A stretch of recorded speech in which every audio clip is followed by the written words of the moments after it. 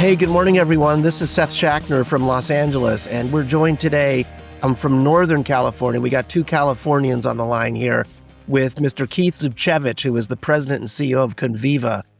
Keith, welcome to Breaking Down the Biz. We really appreciate you being here, man. Absolutely. Thanks for having me. This is going to be a lot of fun. Yeah, we were just chatting before we started here. We both have last names that look like they're more difficult to pronounce than they are. Thanking our grandparents for that.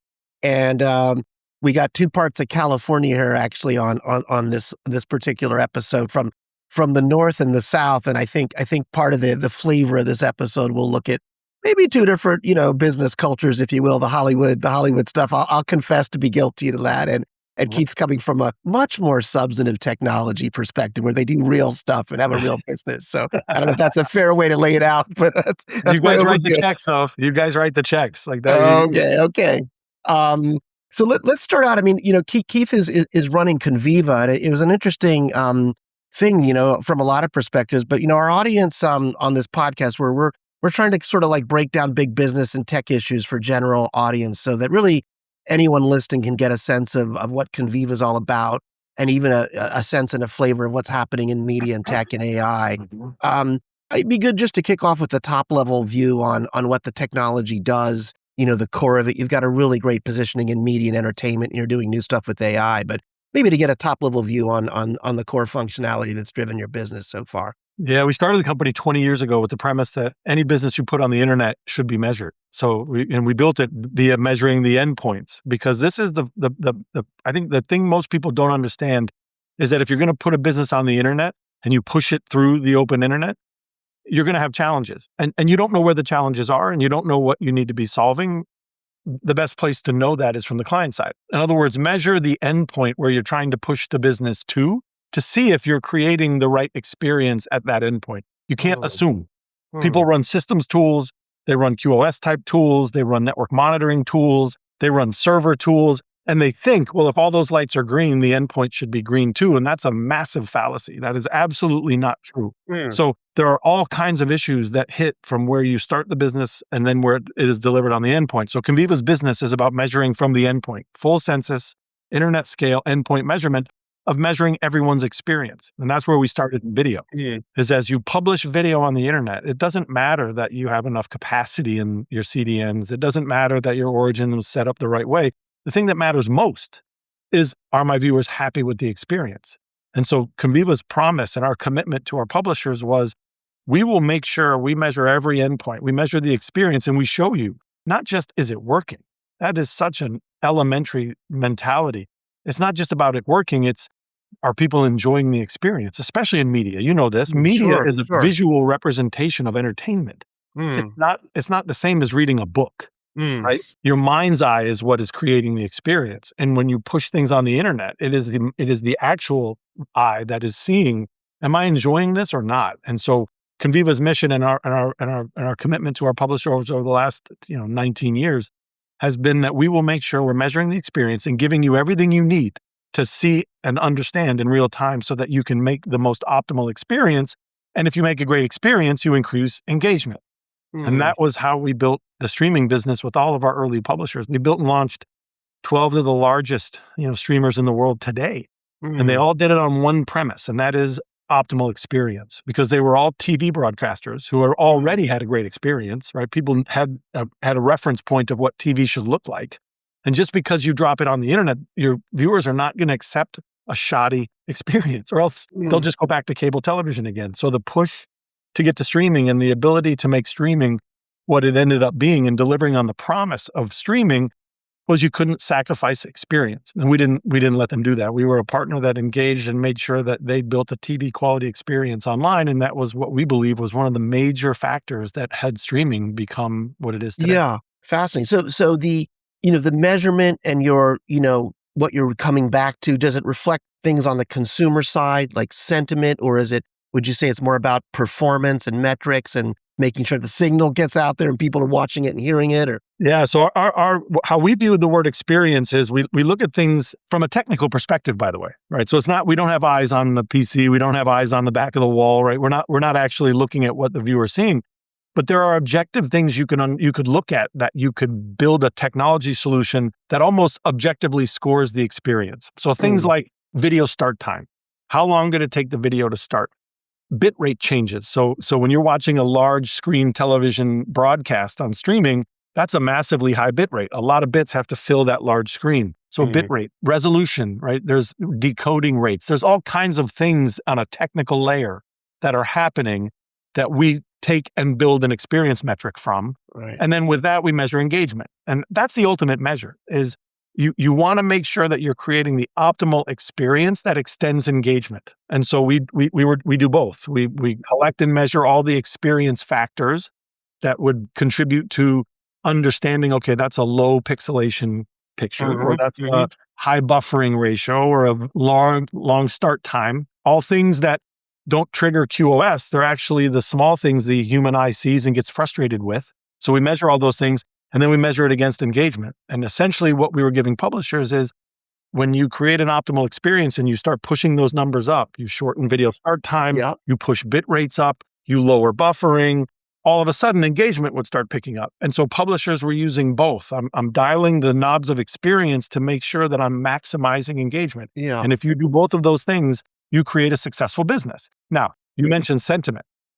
In the agentic world, we start to do things around sentiment. Why? Because it's a conversation. See, in the video world, the viewer's not involved. My eyeballs are watching, and the video player's doing all the work. So that's why I said the ability to track the performance of the video player to create an experience, and then measuring that against engagement, was how we did it. In the agentic world, which we're excited about, we can start to monitor the whole conversation because it's back and forth. You're not changing bit rates as a viewer on streaming, right? You lean back and watch TV. Right. We're measuring experience to engagement. With agent, we start to collect the conversation, and we're seeing how the conversation is going in sentiment. So, meaning what people are playing, how long they're watching, their preferences on interfaces. I mean, the stuff that you'd see when you turn on Netflix, or what does that mean? Just to drill down a little bit deeper. Yeah. So on the media side, we collect things like what people are watching. So what you go from watching, what's the sequence of things you watch, helps them do content recommendation.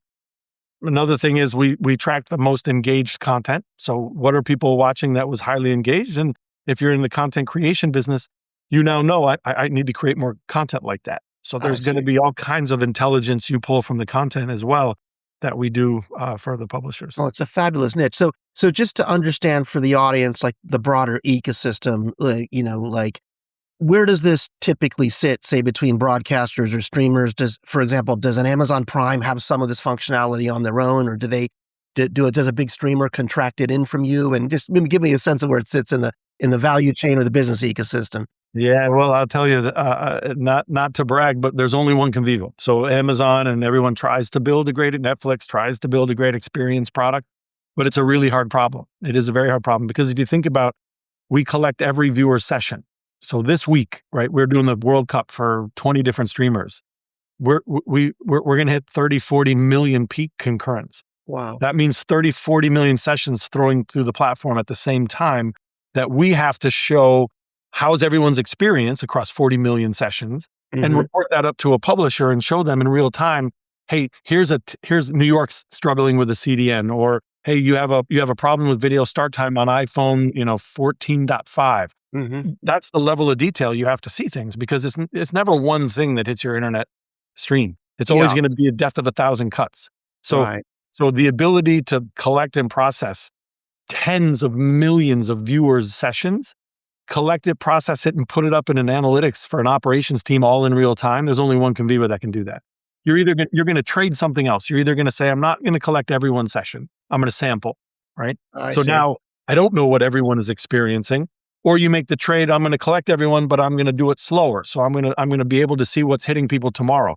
Well, that's kind of crazy, because if I have a problem and you and I are watching Argentina, England at noon, definitely going to be watching that. Yeah. I don't want you to find out I had a problem tomorrow. I want you to know I have a problem right now, because I want to watch the game. So there's all kinds of trade-offs people make, but with Conviva, you don't make that trade-off. You get full population session measurement. You get the ability to see everything that's hitting everyone's session from an experience perspective, and all of that done in real time, so that it gives you the ability to react and build the experience as it's needed. So, but things like, whatever dashboards that, I mean, I come from the world of music, so I want to ask you a little bit about audio. I know you're very video focused, but things like dashboards that whether they're creative participants or content owners can look into, or just I don't know, Nielsen or Luminate rating services that they're they're different than what you do. Essentially, is that right? You're providing a much more performance oriented scope for Yeah. publishers.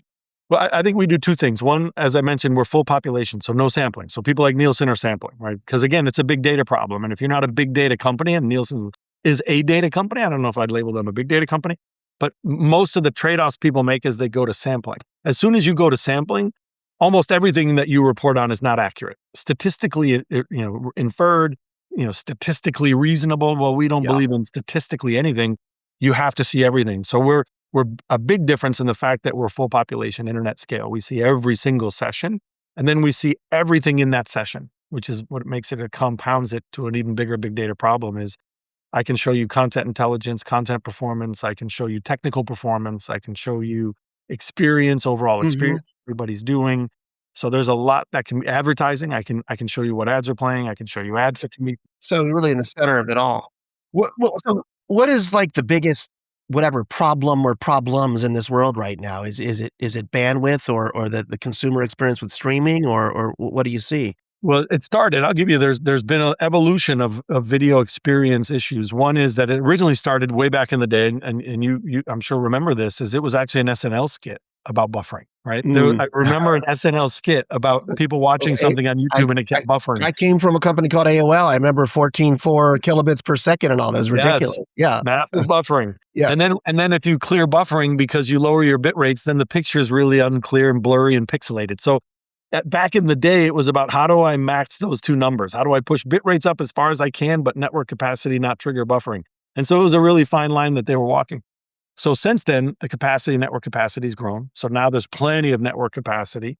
Unfortunately, also now more viewers and bigger devices. So it's similar to the same problem where just because you have more network capacity, it will always get used because people now have 68-inch streaming TVs. And so now there's a lot more bits Yeah. being put through. So it's a never-ending game of matching the bit rates needed to create the highest quality experience and matching that to network capacity. So that's always a Yeah. tightrope that every streamer will always have to walk for the foreseeable future. But then the second ones are some of the littler issues. Like I mentioned, video start time, right? Video start time. Most people would think what is video start time? I would turn on my TV and I watch the video. What do you mean by video start time? Hmm. There's all kinds of varying degrees of how long it takes a video to start. And so that's a really sensitive metric because once people flip to streaming and the video doesn't start for say 5 seconds, Mm. right? You and I stop talking for 5 seconds. That's not a trivial short amount of time. 5 seconds is a meaningful amount of time. And especially if I'm on my couch thinking a video is about to start and I go 5 to 7 seconds and the video doesn't start, my default thing is it must be broken. It must not be working. So video start time became a second critical metric because I need to make sure people don't think it's broken and go do something else or turn it off or reboot Yeah. or decide I'm going to try to watch another app. So there's different types of experience metrics that sort of ebb and flow as being critical to streamers, but it's all about one thing. And that is how do I create a TV quality experience where people can watch what they want to watch when they want to watch at a TV quality experience Mm. and be able to even surf and watch multiple things without anything interrupting their experience. I mean, I totally hear you. My where I live here in LA, that my TV experience is now a streaming experience. I mean, I've been a direct TV subscriber. Sometimes I don't know why for 20 plus years, basically. And it's now just, an app basically on the TV set. And that delay actually is quite an issue. I have to wait, whether it's the local news or something. So I hear you. So just like, what about the world of, the older school world of cable television, pay TV, broadcast signals over the air? Is that outside the scope of what you do, or do you collect that data as well? Or Yeah, no, we could, but I think our thing is do one thing really well and enable a business transition. So for us, there's other tools and there's other companies that will measure those terrestrial broadcasts or those over-the-air broadcasts. yeah, For us, it's about regardless of how much traffic you're moving or how many viewers you're moving or how big is your bet in streaming, our commitment is we will focus on making sure you have a TV quality experience for whoever comes from whatever your traditional broadcast is right. over to the streaming medium. So there will always be a need for those tools, I think, overall. that it will continue to migrate. The crazy part is we're still not completely migrated. There's a lot of people that still watch regular television, Yeah. but I think over time that trend will continue until, our prediction is within a reasonable period of years, everyone will be streaming. It'll just be the way TV is consumed. I mean, for sure. And it sounds like just to the core competencies focus, like audio's outside the scope. You're not doing music tracking because I come from the world of music, and a lot of what you're describing, not just with videos, sounds like it could be relevant actually, but Yeah, maybe it it's is outside the very scope. relevant. Yeah. Yeah, we do audio, but candidly, the reason why audio was not quite the same, bang for the buck for us is because audio signals are much lower bit rates. So when we talk about, pushing video streams through the internet, those are massive bit rate packets that you're delivering because it's a picture, it's not just the Mm. sound. As soon as you take the picture out of it and you're just delivering an audio stream, it's a lot smaller bit rate. So therefore, the capacity congestion issues are not as big. So Mm. there's a lot less that hits audio streaming than there is that hits video streaming, mainly just because of the size of the The stream. files are smaller, I guess, Yeah. right? Yeah. I mean, I remember when Spotify started, they were way out ahead. I mean, I remember going back to things like Pointcast or something called Click Radio that you sort of forward downloading, if you will, that pieces of the file were actually sitting on your device or somewhere Yeah. near it that made the audio experience better. Yeah, you could play those types of games to make sure that the experience is completely uninterrupted. You can't do that with television. Can you imagine trying to download 20 movies to a device? Like it would take up way too much capacity. Cool. This is a great time to take a really quick break. We're talking with Keith Zubchevich, who is the president, CEO of Conviva in the Bay Area, and we'll be right back on Breaking Down the Biz.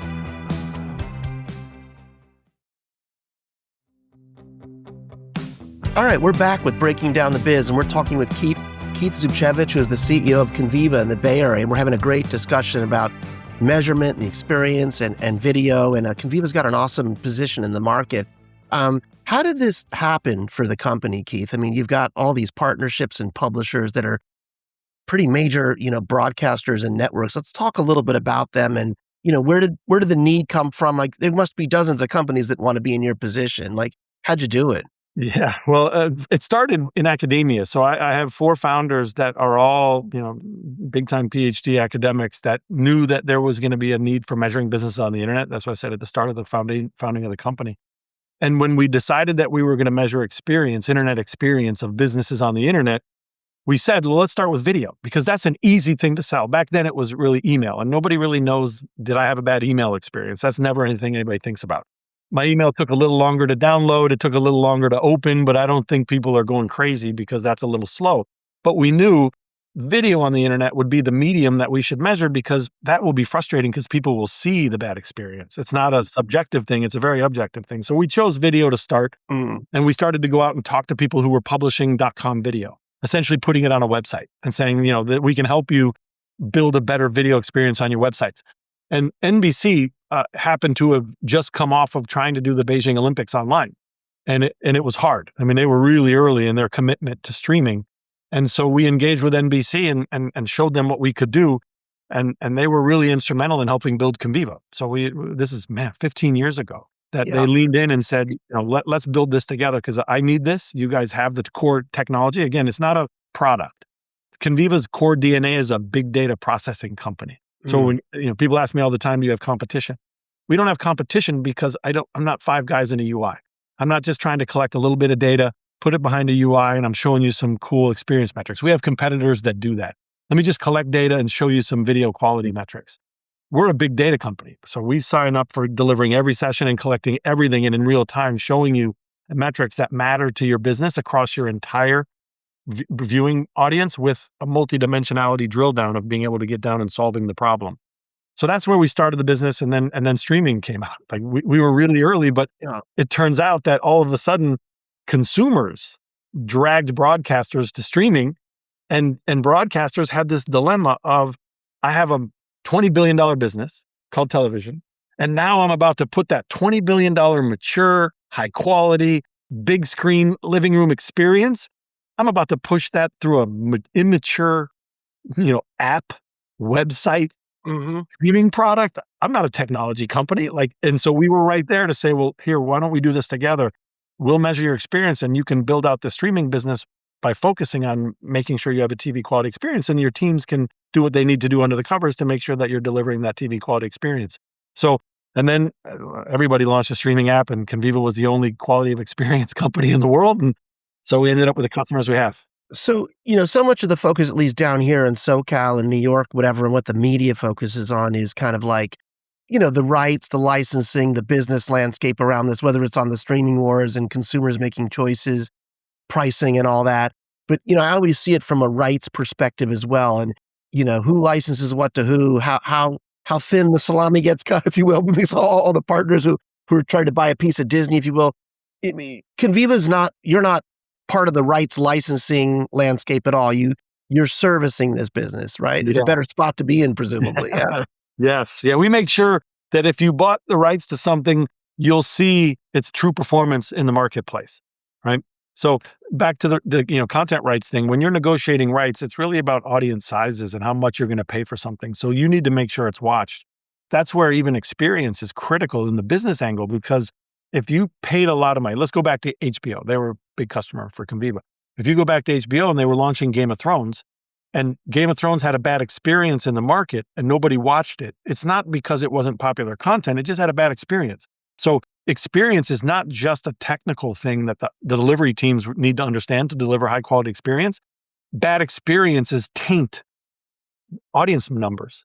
Because if you have a bad experience and people aren't watching it, not because it's not good content, but because they just can't watch it, you may be sitting on a gold mine like Game of Thrones. But if you're starting out and it had a bad experience, nobody watched it, you think, oh, it must not be a good show.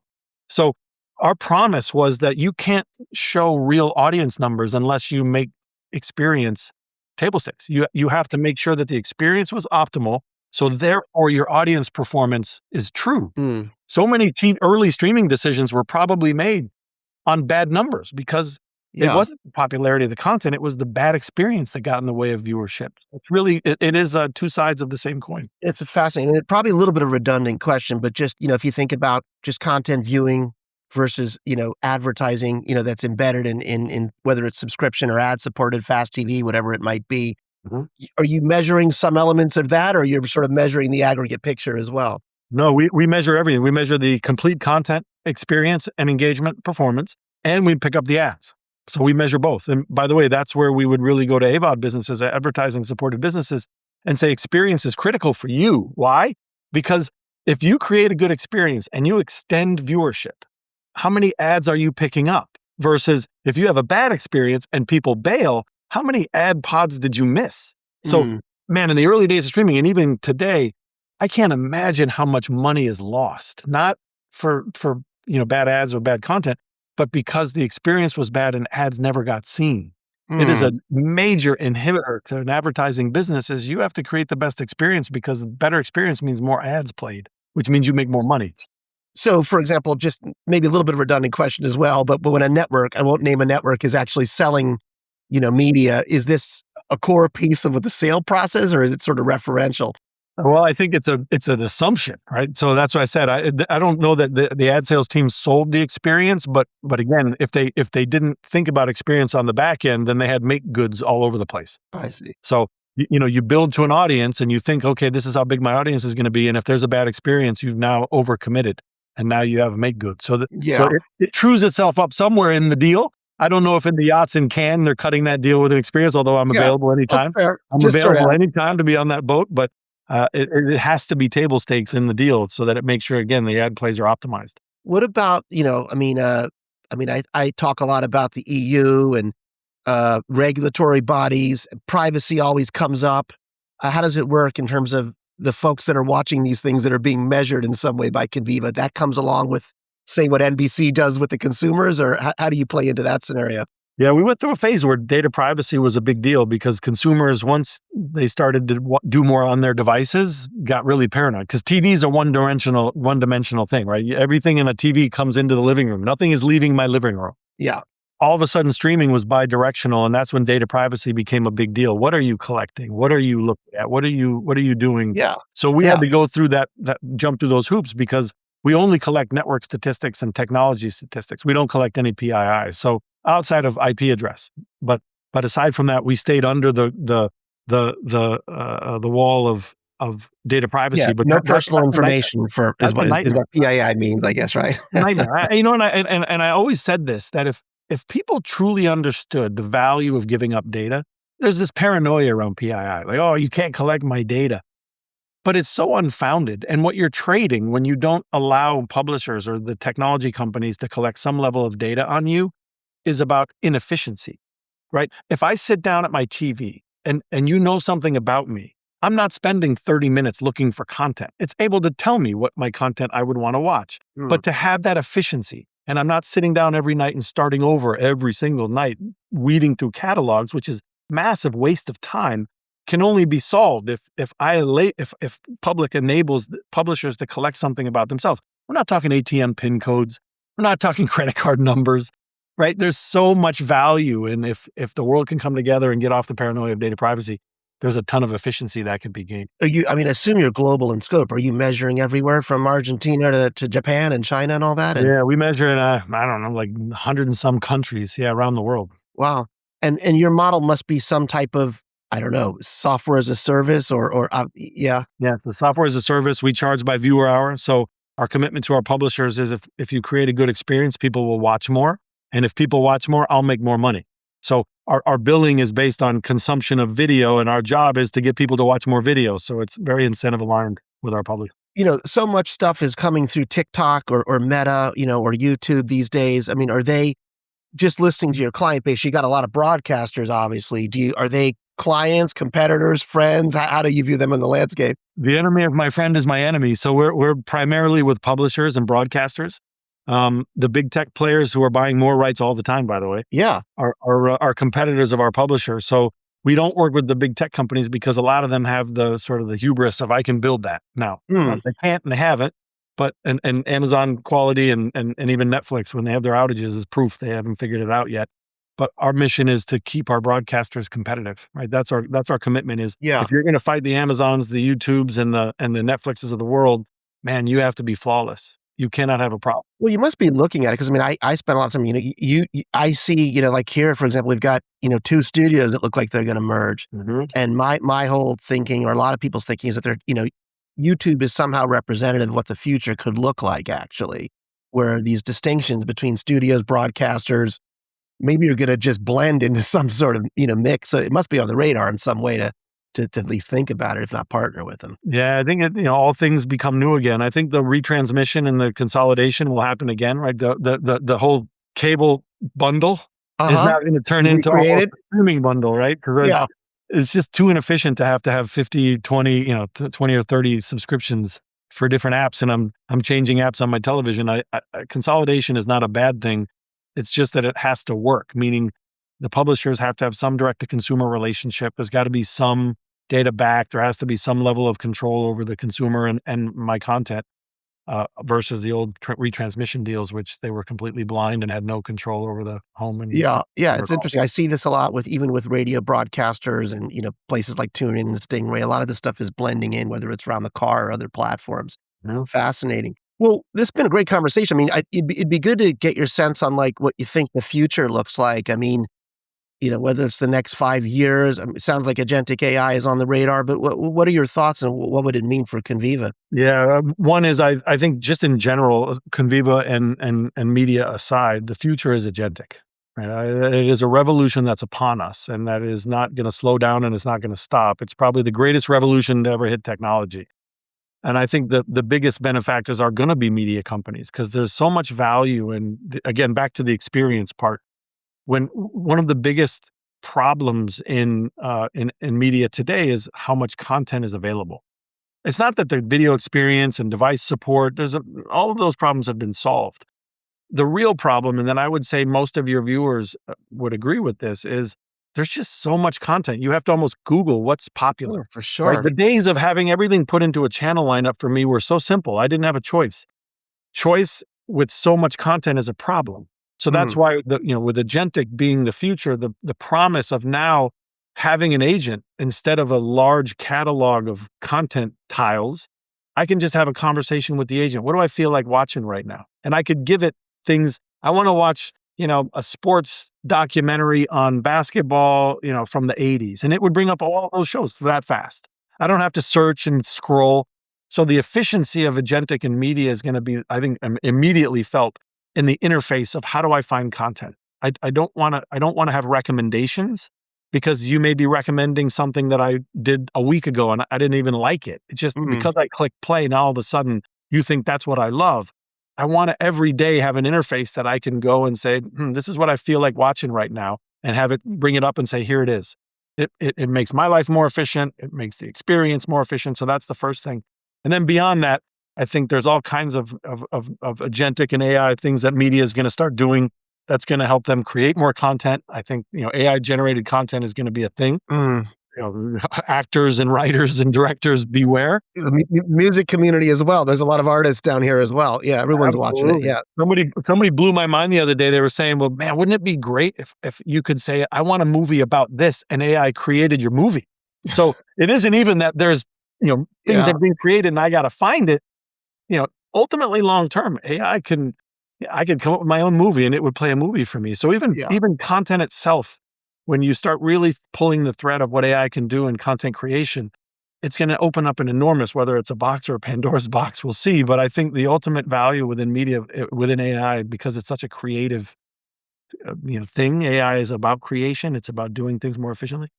I just feel like if I were to say a 10-year media curve, it's going to be really interesting to see AI will end up doing to content creation. I definitely hear you on discovery as well, by the way, because that's the biggest problem I have. There's just so much content, and I see stuff, I hear something, and I search for it, where to stream it. I do think there will be some reversion to whether it's agentic doing it or some sort of model like that. It makes a ton of sense. It has to. It is so inefficient. It's so crazy that I'm sitting there thumb scrolling to find content on my TV.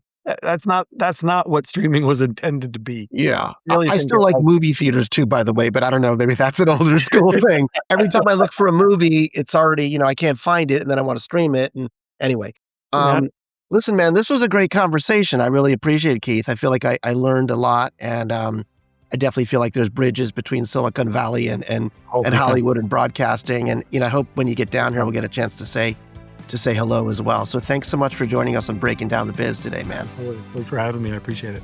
All right. This has been another episode of Breaking Down the Biz. I want to thank Keith Zubchevich, who is the CEO of Conviva in the Bay Area. Great positioning in the world of broadcasting and television and measurement. And we'll see you next week, folks. Thanks for listening in.